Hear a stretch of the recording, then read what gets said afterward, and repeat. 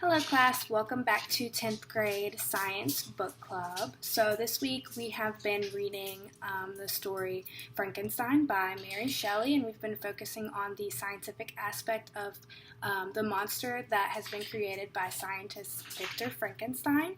So we are picking up today on chapter 10. You should have read it last night. If you did read it, today will really be a good practice in your fluency skills with the activity that we're going to do.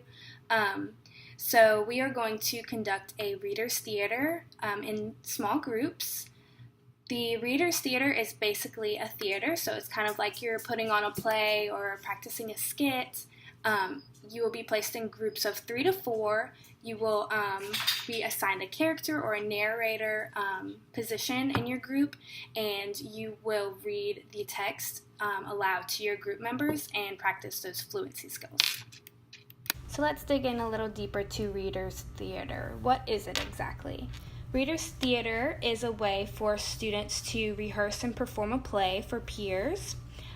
So you will read from scripts that I have chosen from chapter 10. Each group will have different passages from the chapter that will make up the entire chapter in the end. So with that, how can it be done? So since we are an online class, you will be placed in groups through our online shell. And through that, you will have to communicate with each group member on how you guys would like to integrate your videos of you doing your reader's theater in the end, and then we will upload them to a discussion board in the end for the rest of the class to read them or view them. Alright, so let's take a look at our text, Frankenstein by Mary Shelley. This next slide that you see is what your assignment will look like, reader's theater. So we have narrator number 1, number 2, Victor Frankenstein and the monster. Those are the roles. This is an example, so someone will be assigned this in their group. And I am going to actually model one of the passages from this section, just so you guys get a feel of what the correct dialect that you should be reading in is, how you should pause, and how you should express the words on the page. "Devil!" I exclaimed. "Do you dare approach me? And do not you fear the fierce vengeance of my arm wreaked on your miserable head? Begone, vile insect! Or rather stay, that I may trample you to dust. And oh, that I could, with the extinction of your miserable existence, restore those victims whom you have so diabolically murdered."